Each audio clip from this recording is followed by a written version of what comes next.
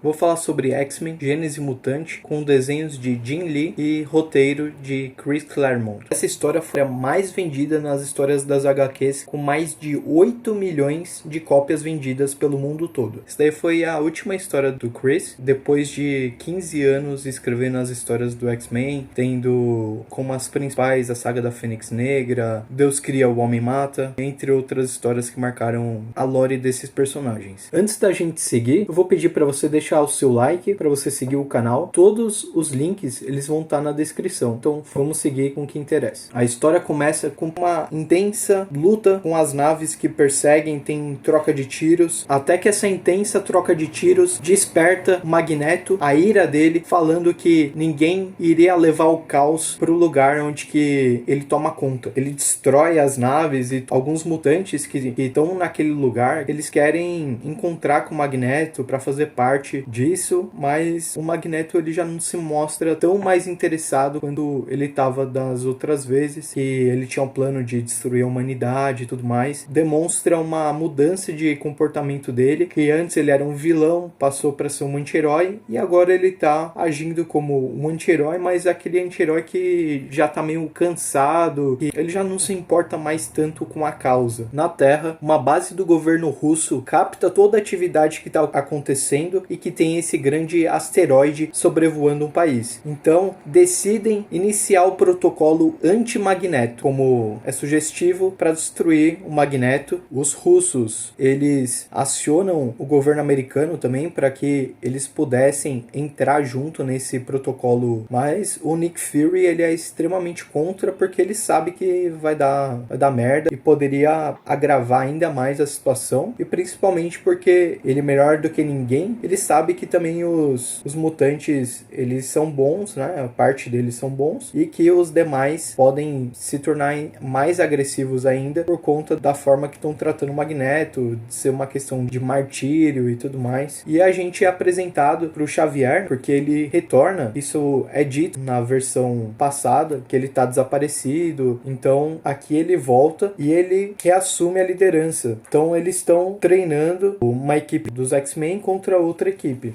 E é interessante mencionar também que a sala de treinamento tem agora equipamento trazido pelo professor Xavier do Império Shi'ar. Então são coisas extremamente tecnológicas, assim como a cadeira de roda dele, que apareceu nessa HQ, ela perdura até hoje. Os tripulantes, eles começam a brigar, né, porque na presença do Magneto, e inclusive um deles ameaça o outro, né, e a mulher que tá sendo vítima de violência, ela fala pro Magneto, eu me entrego pra sua causa, e o Magneto, não tem mais causa nenhuma, eu não quero saber de mais nada, né, e ele fica extremamente puto com a situação e acaba até matando umas pessoas. O professor Xavier, ele detecta a assinatura energética do Magneto e ele decide agir, muito também pela questão do Nick Fury, que pediu para eles. Então eles separam a equipe em duas, eram as equipes que estavam treinando entre si, a equipe azul e a equipe dourada. Inclusive, durante esse tempo saíram duas revistas simultaneamente, que uma tinha o nome de X-Men e a outra era Uncanny. Então a gente pode ter uma dimensão de quanto era famoso esse grupo na década de 80, 90, né? Os X-Men, eles vão atrás do Magneto, e o Magneto, ele volta pra Terra para afundar aquela nave espacial que estava perto do asteroide dele, assim como ele prometeu, né, que ele ia mandar todo mundo de volta da onde que eles vieram. Então desceu para eles na Terra, e tem uma treta aqui entre o Magneto e os X-Men, mas o Magneto, ele consegue defender a todos para a briga, né, e aquela briga de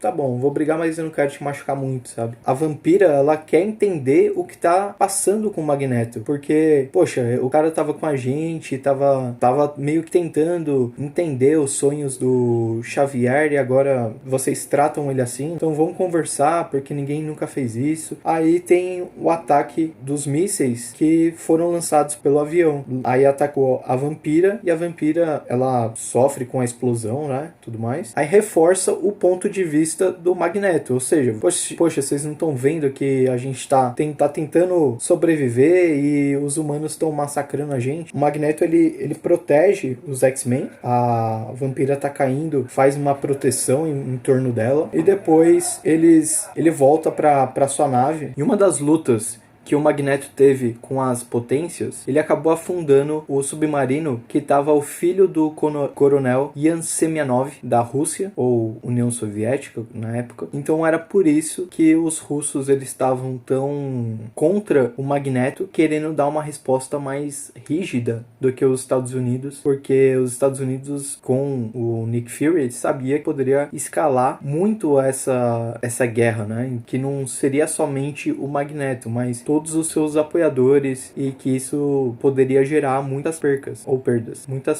Os ocupantes da tripulação, eles praticamente imploram para que o Magneto ele volte a ter a causa dele contra a humanidade e que eles possam fazer parte daquilo, para que ele não desista, que ele realmente representava esses tripulantes. Então, cada um deles praticamente o serviria como um deus, né? Como uma entidade divina. E o irmão da mulher que sofre a violência, ele é o que mais pede com mais incisão. Então a vampira, ela acorda na enfermaria, né, pelo ataque que ela teve, e viu a cidade sendo destruída. Tem uma conversa com Genosha, né, ela vai parar em Genosha, e certos mutantes estão fazendo uma destruição por lá. Os X-Men, eles são praticamente obrigados a intervir, mas como que esses mutantes, eles são da causa do Magneto, e o Magneto ele já tinha dito que não toleraria qualquer tipo de ameaça contra as pessoas que servem a ele, né? Então tem toda essa questão, e o Magneto ele altera de uma coisa mais sombria e quase bondosa, entre aspas, ele volta a ser aquele vilão mesmo, e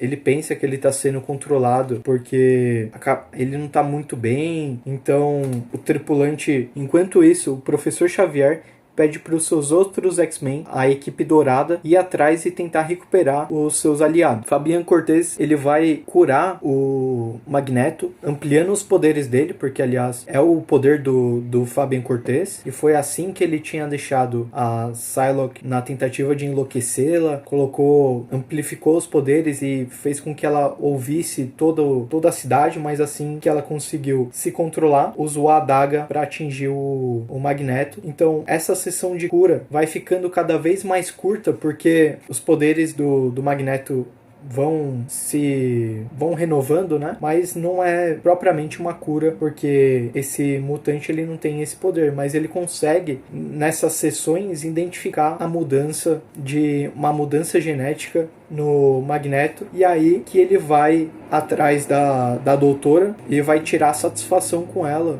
Aliás, o que fez, né, com ela, depois revelando que foi transformado no bebê e que poderia ter sido usado para transformá-lo em um mocinho, digamos assim. Moira, que é a doutora, ela fala que viu que o cérebro do Magneto não conseguiria controlar todo o poder dele. Então, por isso que ela tenta fazer essa mudança de DNA para que ele se contivesse e assim se tornasse menos agressivo. E o Magneto envolve a doutora em um metal e fala que vai fazer isso com o restante dos X-Men. Enquanto isso, está sendo ativado o protocolo Magneto pelos russos e está tendo uma colaboração entre os países. Então, os X-Men, eles vão até o Dr. Xavier para avisar que, na verdade, eles vão atuar ao lado do Magneto. Então, eles vão ser transformados em uma arma, né, por eles. E durante essa revelação bombástica, né, a Jean Grey, ela tenta analisar as situações e chega à conclusão que ela não daria conta, né? Ela e a equipe dourada não dariam conta disso tudo. Dos X-Men da equipe azul, os acólitos, mais o Magneto. Então, é praticamente perdido, né? Essa situação, ele vendo isso da sala de treinamento. E para piorar, o Nick Fury, ele diz que esse protocolo Magneto tá se iniciando e que tá sendo testada uma arma de plasma que na verdade vai destruir todo mundo, vai destruir o asteroide inteiro com todo mundo lá, e que ninguém vai sobreviver para contar a história, sendo aliado ou não. Enquanto isso, os mutantes enviados pelo Professor Xavier, eles estão chegando no asteroide M, e na Terra mostra que os líderes eles estão discutindo a respeito dos mutantes. Eles não querem nem saber se quem tá lá é bom, quem não tá, porque eles estão com extremo medo dos mutantes, porque cada novo ser que surge pode se tornar uma ameaça para eles. Então, eles não querem muito saber o que tá acontecendo. Ele sai da transe. Ela ia usar a garra justamente para ter uma conversinha com a Moira, revelando que o poder da doutora, né, da Moira, ela na verdade é passageiro, e que o Wolverine,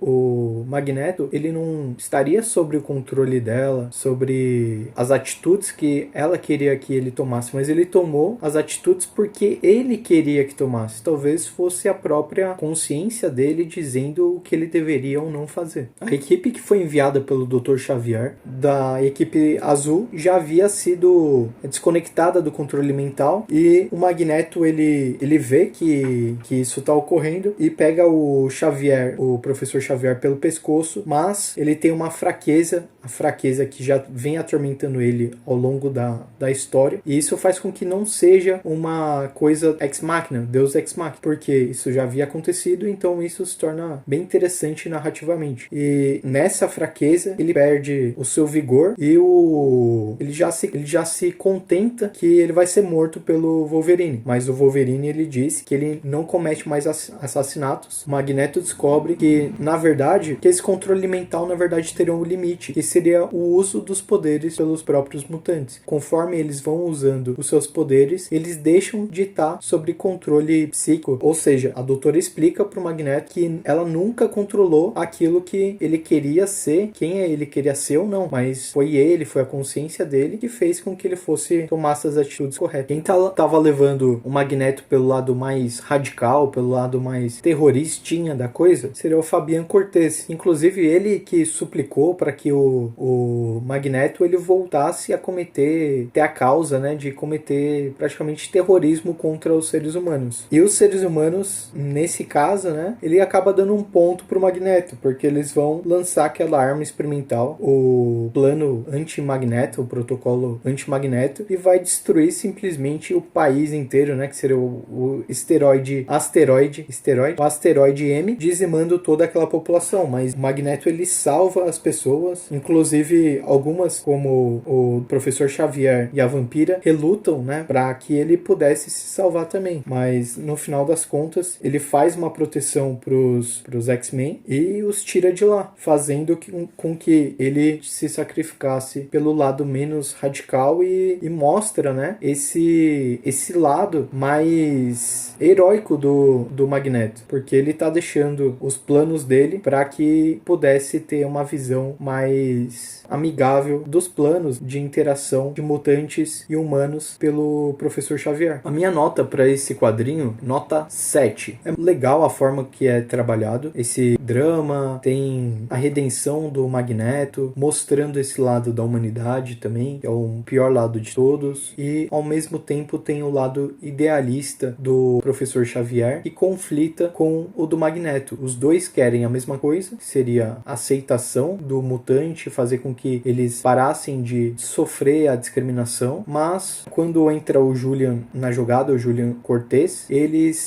o Magneto passa a ser um pouco mais extremista, ou seja, ele retoma aquela forma antiga que ele é, mas quando ele vê que na verdade ele não foi manipulado, ele cai em si, pulado e tudo mais. A Gênese Mutante, a primeira história de super-herói, o primeiro quadrinho que eu li, inclusive foi esse daqui, foi o volume 1. Depois, uns 10 anos mais ou menos, quase, se não me engano, 10 a 12 anos, eu adquiri o volume 2, então por isso eu tenho esse carinho. Eu entendo que poderia ser um pouco melhor trabalhado também a história, porém foi bem satisfatório pelo fato de ter um arco completo, ter a redenção, ter essa construção do país, a queda dele, todas essas questões que foram trabalhadas. É uma história satisfatória, mas ainda assim simples. Tem algumas conveniências de roteiro, sim, mas é uma história legalzinha também da sua época. Eu achei incrível os desenhos do Jim Lee. Com certeza, eu acho que foi um dos melhores trabalhos dele. Tá lindo. Quando eu li a primeira vez, eu ficava só admirando os desenhos. Pra mim, poderia ter um caderno só com os desenhos que já valeria a pena. E é assim que termina X-Men Gênese Mutante. E essa é a última história do Chris Claremont no título. E aí, gostou? O que você acha dessa história? Você já conhecia? Você tem interesse em adquirir? E falando nisso, você pode adquirir esse e outros títulos através dos links que estão na na descrição. Se inscreve no canal, me segue e deixa seu like, vai ajudar bastante, tá bom? Um abraço, então imagine.